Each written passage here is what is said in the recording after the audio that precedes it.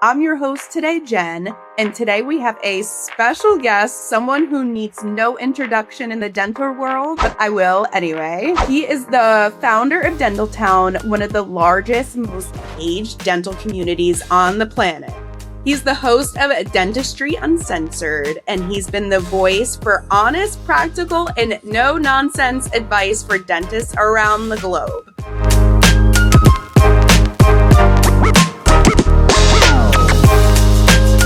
Welcome back to the No BS Dental Growth Podcast. I'm your host today, Jen, and today we have a special guest, someone who needs no introduction in the dental world, but I will anyway. Howard Farran. He is the founder of DentalTown, one of the largest dental communities on the planet.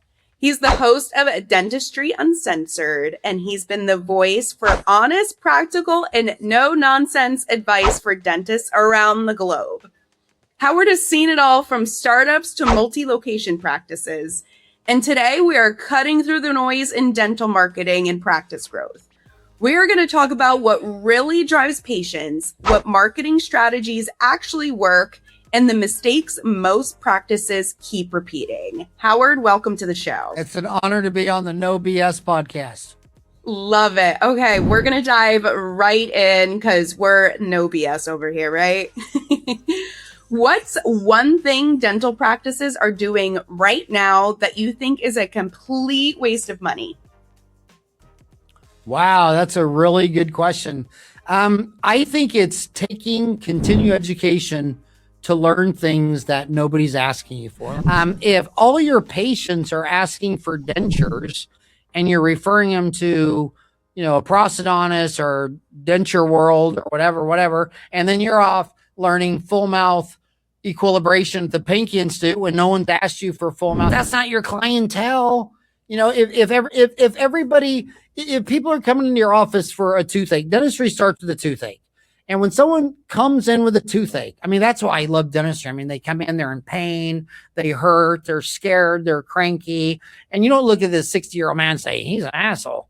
You say, no, it's not a 60-year-old man. He's a 6-year-old boy. He's scared. He's going to get a shot. He's in pain. This isn't how you act before you go into Sonic Drive-In and get a foot-long chili cheese dog and tater tots and cherry limeade, or waiting in line to go into Disneyland. You're going to a dentist, and you got to be bigger than that. You got to have empathy, the caretaker. And if you can't get them out of pain with a root canal, billet, and crown, or you can extract the tooth and do bone grafting and implant, you're not a doctor.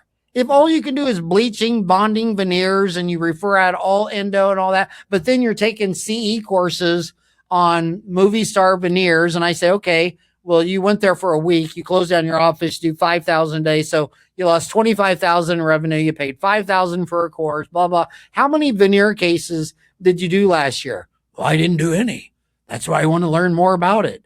And it's like, okay, well, you're referring out 5 root canals a month at $1,000 each, and your patients, they want, can you imagine going to an emergency room and an ambulance pulls you up there, you're in a car wreck, you got a broken leg, and triage says, we don't do legs. We refer you to the other emergency room and it's like, you're in an emergency room. You suck it up, buttercup, so quit wasting time solving problems you don't have, and your patients have problems. You don't need to be brilliant. You don't need to be a genius. But for me to see around corners and to see years in advance, you close your eyes and you listen to your customers. I'll give you an example. I was practicing for like 3 or 4 years, and we always tracked getting to yes. And we had a little prescription back there before digital.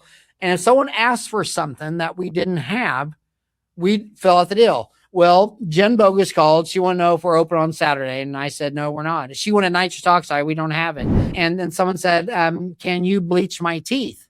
And I'm looking at the month-end report of getting to yes, and I had to bleach the teeth. Now, that's weird. It's an anomaly. I've never seen it before. And next month, there was 2. So it doubled. It exploded. It grew 100%. And then the next month it was 4. And that's when I hung up I looked at that report. I called Gordon Christian, and he was telling me about this. And I found that there was this new bleaching deal, and I called the rep, and Turned out the rep lived in Ahwatukee. He actually lived 2 blocks from my house. Oh. So he drove over to my house. He gave me a case and he said I was the first case in Arizona and he just started, but he came in the office and he talked us all into bleaching our uppers with a tray, but not our lowers. And then if someone said, what do you think about bleaching? We just smile, and the uppers were all white and the lowers were all, normal. And so it's listening to your customers. Your customers want bleaching. Well, there's an opportunity. If I fixed potholes for a living, I'd have a hot truck of asphalt and I'd drive down the street looking for potholes. Well, where are dentists needed? I mean, many government agencies have online lists of government shortage areas for doctors, Medicaid providers, whatever. They've already done the work. I mean, there are entire counties that don't have a dentist. Well, instead of you just go there, you don't have to take any insurance. A lot of times in these small towns, I was talking to a guy in Iowa. He called Delta Dental and he said, you don't even have a provider in this county. There's not even a dentist. Do you have any help for getting your first provider in this county in Iowa? They gave him $100,000 cash. And then I told him, I said, go to the mayor. Don't build a building. I've been in a million downtown Kansas with population 500 to 1,000. There's empty buildings that have been boarded up for years. Go talk to the mayor. They gave him a 6,000 square foot brick building. He got 100,000 from Delta. He had like $500,000 in student loans. First year brought in $1 million and netted 400,000 because he went where he was needed. Yes, no, everything you're saying is making absolute sense, especially, you brought up veneers and all this other stuff coming up, becoming an expert in something that doesn't make sense for your patient. Why are you doing that? I get the hype and everything, but everything you said exactly to a T, spot on. It'd be like having a Mercedes-Benz dealership in Childress, Texas, when everybody wants an F. No one's buying a Lamborghini. This is Texas. When in Rome, do as the Romans do. And what do your patients need? That's your opportunity. Yes, no, exactly. That's a perfect example. So what is the biggest lie dentists are being sold about marketing right now? Well, I hate to tell you the truth because you're a dental marketing company. First of all, if you get a hygienist can only work 40 hours a week, 50 weeks a year max. That's 2,000 hours. That means she can see 1,000 people twice a year for an hour cleaning and recall exam, right? And if you're getting 20 new patients a month, you'd be adding a full-time hygienist every 3.5 years. If you're getting 40 patients a month, every 2 years, you would have another full-time hygienist. So I go to a dentist and he's 50 years old. He's had the same hygienist 3 days a week for 25 years, and he gets 40 new patients a month from marketing. It's like, dude, it's like having a cup of coffee and just pouring coffee in it for 25 years. And you don't realize it's all going over the sides on the floor. Before marketing, you got to get your house in order. You got to get that back door shut. You got to quit being an asshole, and you can get away. I mean, the bigger the city, the bigger the assholes. Look at the biggest assholes in dentistry. They're always in the biggest towns because you can be an asshole in New York City or LA or San Fran, but you can't be an asshole in Eloy, Arizona, because everyone will find out you're an asshole. So I would get all of that fixed first, and then I would double down on marketing. And as far as marketing goes, what you mostly need to know about marketing is when I got out of school, it was illegal in 1973. So when I got out in 87, no one hardly ever had a yellow page ad. I got a big page ad. It was a slot machine, things like that. People were coming in. But what I noticed is that, half the dentists don't even advertise, yet I can send them a PPO plan. So here's all the dental procedures you do, but we're going to pay you 40% less. And you're like, sign me up. And you're ready to sign. You didn't even read it and you signed it. And then I say, hey, a quarter of the people have no form of insurance, Medicaid, nothing. And half of them got insurance, but they don't want to go back to their dentist. And why don't you spend 1%, 2%, 3% on marketing? And here, you got to remember, I own DentalTown too. I know these orthodontists. These orthodontists, 25 years ago, they were the first ones to hit 5%. Now I routinely podcast interview orthodontists that are at 8% because every new patient for them is a $6,500 case. If I can do 6,500 and I got 50% overhead, so I'm going to net $3,000 off a case. I mean, I can spend a lot of money getting a new face in my office. And then they countered it, the opposite of marketing. It's like, I'll ask a dentist, what's your favorite procedure? And I'll say crowns or Invisalign. I say, okay, well, it's in the year. What do you do with your prices? And I say, well, I'm going to raise my crown $100. I'm going to raise Invisalign $200. I'm like, oh my God, I thought you said that's your favorite procedure. Well, if you lower the price, you'll do more. I would raise prices on what you don't want to do, and I would lower prices on what you want to do. And when you get your house in order, then I would start raising your marketing from 0 to 1%, 2%, 3%. And like I say, when I see an office doing $5 million a year, they're spending 8% on marketing. And it's a cash cow. Locations isn't the key to your success. It's your patients going out the back door. You need to build a Hoover Dam. And if you build that Hoover Dam, your office could grow to 99 chairs and your marketing go up. So get your house in order and then get your mind in order and then market and how is it not a return on investment if you're marketing and keeping half of your patients 5 years? I mean, that's just crazy successful. Right. We do get a lot of dental practice owners and doctors, dentists, getting on a first consult call with us, and they're so nervous because they've been down the road with shitty marketing agencies and all that stuff. And we kind of talk about the analogy that you made, here's a bucket, but it has a bunch of holes in it. And now we're not going to pour some more water into it. That doesn't make sense. We reevaluate their front desk. We evaluate how they're answering phones. We track their calls, making sure that their whole office has effective communication. Before we go ahead, take that marketing bucket and dump it in there, you want to make sure your back door, all the holes are closed in that bucket. So everything you're saying is making absolute sense in marketing. So I'm happy I asked that question too. And what great company have you ever called where you didn't get a message? This call may be recorded for customer training or whatever. The highest wages always goes to the owner. So why would a dentist go to 8 years of college to be somebody's employee? That makes no sense to me. And number two, whoever is answering the phones is a suit and tie, the salesman. The owner and the salesman are the only ones making six figures. And the dentist got 8 years of college. The assistant goes to dental assisting school. The hygienist goes to 2 to 4 years of school. Some of them have their master's degree. And the front office, you just find somebody at the Waffle House and say, hey, the training's just answer the phone. And when you do that, your office is pretty much exactly about half because, when you get 3 patients, one of them is going to do whatever you say because they do author searches and you're a dentist. 1 out of 3 ain't going to do anything you write. And another 1 in 3, that's the gold market. That's the ones that you need to close. And so when they call up, you ask any receptionist, what is your job description? It better be, my job is to put butts in the chair.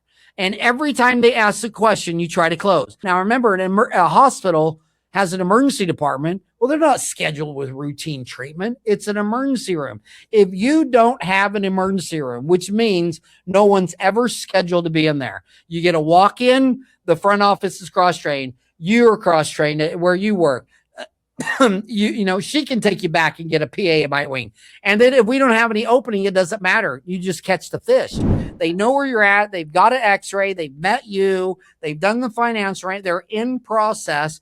But these dental offices, they call the front desk and she can't close because they say, you'll call me and say, I just broke my tooth. Can I come in? And she's looking at her schedule. Okay, that's an emergency. Well, and you just ask, they say, well, are you fine or is this an emergency? I mean, does it matter when you come in? And if they say, well, hell yeah, it's an emergency. I was eating Fruit Loops and half my damn tooth fell out. I mean, if they say it's an emergency, they don't need to hear Jen talking about it. Well, is your tooth sensitive to hot or cold? Does it wake you up at night? Or you take an aspirin? It does not look like an emergency to any endodont. No, I don't care what the endodont says. Or you have an emergency. And if you have an emergency, I don't need to look at a schedule. I have an emergency room. And you just come on down. Keep growing, not in locations, not in overhead. And then last but not least, as far as the number one metric is you want to grow earnings. So if you did $1 last year and made a dime, well, you don't need to do $2 next year. Do $1 and try to make 11 cents. And then next year, do $1 and try to do the same volume and raise your net. You're so right. I want to say over 50% of our episodes are on just the front desk alone, because that is your barrier to getting, butts in the chair, as you said. So catching the fish, and then even like those cancellations, knowing how to follow up, know the communication, know the system, to get, those butts in the chairs. You are so right. So where do you think AI actually helps practices, and where does it fall short now? I think right now it currently does best in quantitative fields like math and geometry and PubMed and all that. It's perfect. But you calling up the front and talking to a robot, are you out of your flipping mind? I mean, right now, 3 calls, they only convert 1 in the chair. So you want to offload that to Obi-Wan Kenobi? Are you shitting me? No. I mean, I should have said Obi-Wan Kenobi. What was the little droid? R2-D2? R2-D2. Yeah, that guy. I mean, yeah, humans are the most complex thing in the known universe. And I would want a human intelligence taking that phone call. I would want a recording coach. You got to get the people skills right. And the same thing with presenting treatment. Basically, in all my years, there's only about 6 objections they have. Is it going to hurt? Does the insurance pay? How much is it? When can you do it? What is it going to look funny? And when you're talking to them, you make eye contact and you make yourself smaller. You don't walk up there and make yourself big like a blowfish. I'm the doctor. You're not. Jen, you need a root canal. And when you do that, they just like, you leave them in the chair, you raise up their chair, they feel safe, and then you let your assistants and hygienists diagnose and treatment plan. But when you sit there and say that, you're a controlling freak and you can't let her read an x-ray, I mean, it's a dot on an x-ray film. Right now, Pearl AI can read the damn x-ray, but your assistant and your hygienist and your receptionist can't. I'm sorry, doctor. Do you have issues? Maybe you need to see a therapist. Maybe something went wrong in your childhood. I don't know what it is, but it doesn't benefit the patient. When flipping AI Pearl and Overjet can read an x-ray and your hygienist can't, you're messed up in the head. Right. Yeah. No, that's all so true. Everything you were saying, and, at Kickstart, we're talking about AI all the time and everything. And it's really something that we've seen in healthcare where it gets weird. Of course, when you order your pizza, it's not that personal, like just give me my pizza. It's not that deep. But in healthcare, when you're implementing AI, that is a very, very fine line. And especially from a patient experience, let alone in the office, like you were saying, a hygienist reading something opposed to Pearl, the AI reading it. If you could give one piece of advice to a dentist trying to grow right now, what would it be? Just dive in. You're not going to go bankrupt unless you're going to have your license taken away and the sheriff shows up at your house looking for you. So if the sheriff ain't looking for you, you're going to do fine. And each problem is a challenge. And okay, so your overhead's high. Well, I mean, you're a marketing agency and I bet you can help them with their overhead. Do you help people with their overhead? Yeah, for sure. Yeah. Absolutely, because they're straight out of school and you've been doing this longer. I remember I looked on your website when you started doing this, the Dead Sea wasn't even sick yet. And it just had a mild fever. So the bottom line is, you get on DentalTown, ask the older dentist. And the other thing you got to do is when you're on when your 5 friends all think the sky is falling, you need new friends. That's why I like the AGD. Whenever I go to the AGD course, they were all trying to get their FAGD and then their MAGD. But besides from wanting to be Eagle Scouts, they just were into dentistry. And then you're hanging out with a guy that's always telling you that dentistry sucks, ADA sucks, Delta sucks, everything sucks in dentistry. Everything sucks but them. They're like, a perfect person and everything. You don't need that energy. Same thing on social media sites. I mean, I've even talked to moderators. I mean, some of those social media sites, it's just like, oh my God, the sky is falling on every post. They're dropping F-bombs, regret. They hate dentistry. Well, go to DentalTown. They don't hate dentistry, and they're older and they're successful. They made millions. And every kid that's gone on there and said, man, I'm 24. I don't know my ass from second base. There's 2 practices I could buy, and they're transparent. My name is Jen Bogus. Here's the 2 practices. Here's the dealers. Here's their names. And everybody puts on their dad hat and like, you go, boy. And they're all analyzing it for him free, and they're all helping him. That kid is the first one to get to $1 million practice because he's not ego. He's humble. He knows that he doesn't know everything. But no, I was like laughing at what you were saying before. It's almost like impossible to fail at opening up your own practice as a dentist. Just maybe murder somebody and it'll do the job. But I think you really have to try hard to fail. If you get the size of an office of this podcast studio and you put in 1 chair, have 0 employees, and 1 person comes in with a broken tooth and you do a crown for $1,000, you just made 5 Benjamins. Yeah. You can now close your office, take your office phone with you, and go to the mall and spend $500. It's not a game of volume. Just play with a full hand. Are you doing it faster, easier, higher quality, lower cost? Is it scalable? It ain't rocket science. Yeah. No, really keeping it simple like that. Just to wrap it up, one more question. What's something that you've changed your mind about in dentistry over the years? Oh my God. We need to come back and do another podcast. I mean, I don't think any dental procedure I did lasted more than 5 years before something newer, better, faster. Healthcare. Well, think about this. America is a very fragmented dental market. It's got 50 states. So every state wants their own state meeting. And then you got some regional meetings, and it is Europe's got a brain. They say, hey, let's just have one knockout meeting in Cologne, Germany every 2 years. And then all the companies, Ivoclar and Serona and all those companies, they time their product releases for the Cologne meeting. Yeah. So they'll come back and say, okay, Jen, we're going to come out with a new composite. So we went the first 6 months, all R&D. The second 6 months, all testing, experiments, but we need it in a box ready to sell in 2 years. And they just got higher quality. So, and then like every dentist in Europe, you're talking like well over 100,000. They show up. It's a 5-day event. Now on the off years, Paris does an off year one, and it's a great meeting, but it's basically the Cologne meeting.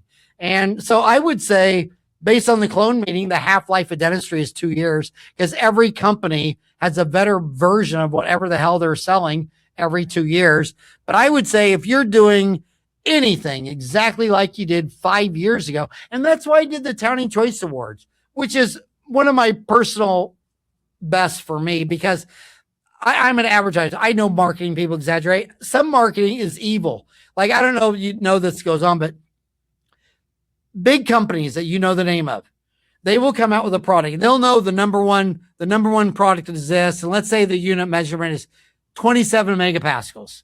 And they know their product sucks. They're like 18, but they're trying to beat this guy. So they come out with a new formulation. They think they're close. So they'll wrap it up into like a $10,000 package. And they'll send it to like every dental school in America. And they'll say, here's the terms. And they'll give it to the people who that's their side job because they know they're going to give it to their grad students. They'll say, do the study. I own the study. I own the results. You can't do anything with it. You just can only send me the results. So 54 schools are, that's not all the schools, but say 25 do it. And 24 of them say, oh, the winner's 24 and you're down here at 14. But for some damn reason, this one came in at 28. I mean, they must have screwed up or did something wrong or they didn't follow steps because the volume of the literature, it's not as good. Well, guess which one they buy the study and publish and print in DentalTown and tell the world for 10 years, so I know by polling, I can see the future because I close my eyes and I listen to my customers. I listen to my homies. I listen to my dentists. And and that's why we did Townie Choice Award because they get a vote on the products. they bought with their own money, that they're voting for free. They're voting. And by the way, dentists are so highly educated that the winners, I know the winners after 50 votes. But you can't say, well, then they'll say, well, they only surveyed 50 people. So we let them vote on and on, let it get 100 to 200 to 300. We know that lands better. But the bottom line, all the winners of that horse race were winning at 50 votes. And they won all the way to the end. And it's always the best product. So if you're sitting there saying, every time I do a denture reline, it cakes up, it falls apart. I hate denture relines. Okay, well, maybe the first thing you should do, if you're too afraid to get on DentalTown and say, hey, my name's Howard, and I suck at relines, then you just go to the Town Choice Award, and then you see, we show all the voting. So not only are you not using the number one Town Choice Award for reline, but you're using all the way to the bottom of that list where only one person uses it, and you voted on the Town Choice Award. You're the asshole right down there. That's you. In fact, can I put an arrow there and say that's Jen Bogish? Yeah, she's the bitch using this. So they love their colleagues the most. And if you're transparent with your colleagues, they always get on there and say, well, why is my overhead so high? Well, show numbers, show your statement of income, your statement of cash flow, your P&L. Show us some damn data. And that's why they don't get consultants. That was one of the first things I realized, that everybody I knew that was doing 2, 3, 4, 5 million a year, taking home over $750 to $2 million, they all had a big ass consultant every year, because they said, there's no way you can pay a consultant $1 where you won't get that $1 back plus a dime in this calendar year. And they always start a new one at the beginning of the year. And that's how they went from 500, 700, $1 million, $1.5 million, $2 million. They kept going. But I think most dentists don't get consultants. In fact, I know this is true. They don't get consultants because they're too embarrassed that you're going to come in and say, oh my God, are you dumb? Is there any chance, when you went to school, were you in the regular long yellow bus, or were you in a short bus? Did your mom drive? They're so ashamed. And I'm like, dude, get over yourself. They've seen 1,000 dental offices. You're not even going to be a mental footnote. Get help. Get on DentalTown. Get toxic people out of your life. If everybody says endo sucks and you want to learn endo, well, don't read the endo sucks thread. Read the I love endo thread. And if you're in a community that's just toxic, get out of there, because once your head loses its love and luster, once you're like, God dang, I want to be a dentist when I grow up, to God, I hate dentistry. Yeah. That costs you millions. I feel sorry for your staff, your patients, your spouse, your kids, your I feel sorry for everything. So get your mind in gear, get with the right people. And if a consultant can't pay for themselves, they don't have any brand name or staying power in dentistry. Anybody that's doing anything in dentistry that's done it for more than 10 years has got a lot of happy customers somewhere. So if you're not happy, good chance it just might be you. Right. Yeah, no, everything you're saying is right. And just, making sure that you're actually enjoying who you're around, who you're with, because it has such a huge effect on everything else. Huge trickle effect there. I just wanted to thank you so much for sharing your insights today. No doubt our listeners are walking away with a ton of actionable strategies. If anyone wants to dive deeper into anything we talked about today, I'll have all the links, resources, references, and anything about Howard included in the show notes. So you could definitely go check those out. Thank you again, Howard, for coming on and sharing your expertise. And to all our listeners, if you enjoyed this episode, don't forget to subscribe so you'll never miss an episode. This episode will definitely be on DentalTown after this. And I hope you enjoyed the interview, and I will see you in the next episode. Thanks for joining us this week on the Dental Marketing Podcast. Make sure to visit our website, www.kickstartdental.com/podcast, where you can subscribe to the show in iTunes, Spotify, or via RSS, so you'll never miss a show. While you're at it, if you found value in the show, we'd appreciate a rating on iTunes. Or if you'd simply tell a friend about the show, that would help us out too. If you are ready to grow your practice, then you might want to schedule a free strategy session with us. Just go to kickstartdental.com and click the free strategy session button and give us 15 minutes of your time to change your practice forever. Be sure to tune in next week for our next episode. And thanks for listening to the Dental Marketing Podcast by Kickstart Dental Marketing, where dentists go to win online.